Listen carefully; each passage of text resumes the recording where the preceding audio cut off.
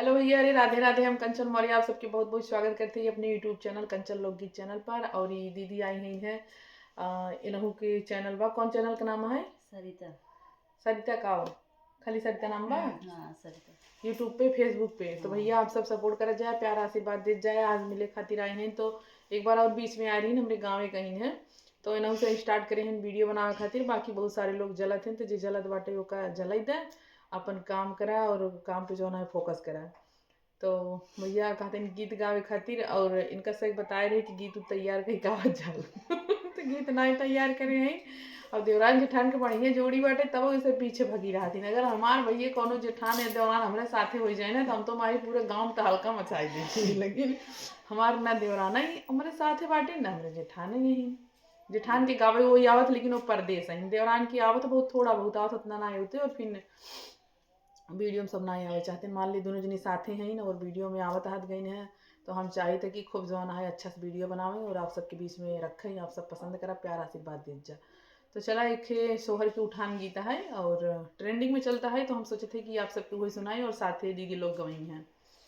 तो चला सुनत जा। जब से सौरिया में पड़ गई नी हो दोबारा गई नी बालम। जब से सौरिया में पड़ गई नी हो दोबारा गई नी बालम। कह तू तो धना अपन माई बोलावती, कह तू तो धना अपन माई बोलावती। ऊपर रहा चुप रहा मत बोला हो दोबारा गई नी बालम। ऊपर रहा चुप रहा मत बोला हो दोबारा गई नी बालम। जब से सौरिया में पड़ गई नी हो दोबारा गई नी बालम। जब से सौरिया में पड़ गई हो दोबारा गई बालम। कह तू तो धना अपन सासू बोलवती, कह तू तो धना अपन सासू बोलवती। झट करा पट मोटर कार करा हो हम मोटाई जइबै बालम। झट करा पट मोटर कार करा हो हम मोटाई जइबै बालम।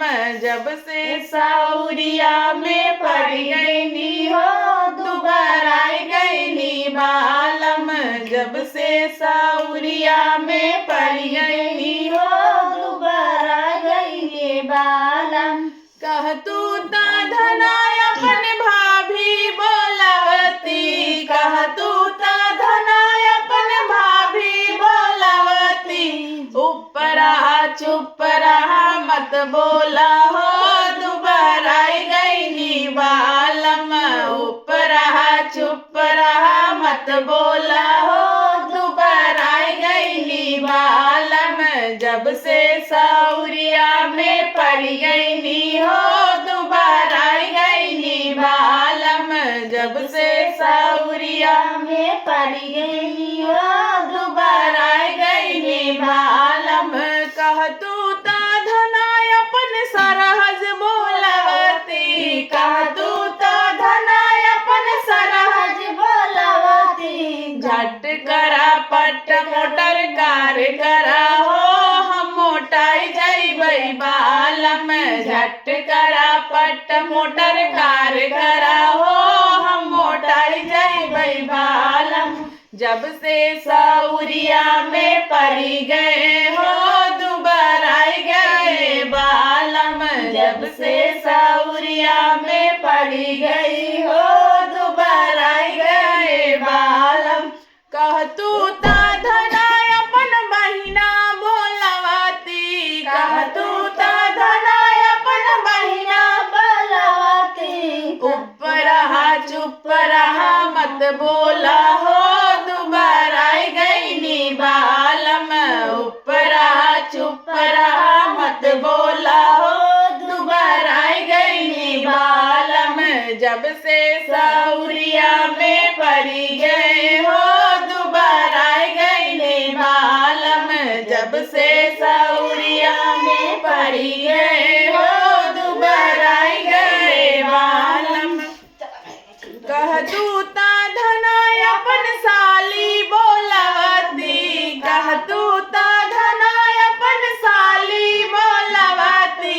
झट करा पट मोटर कार करा हो हम मोटाई जइबै बालम झट करा पट मोटर कार करा हो हम मोटाई जइबै बालम जब से सौरिया में पड़ी गई हो दोबारा गईले बालम जब से सौरिया में पड़ी गई हो दोबारा गईले बालम।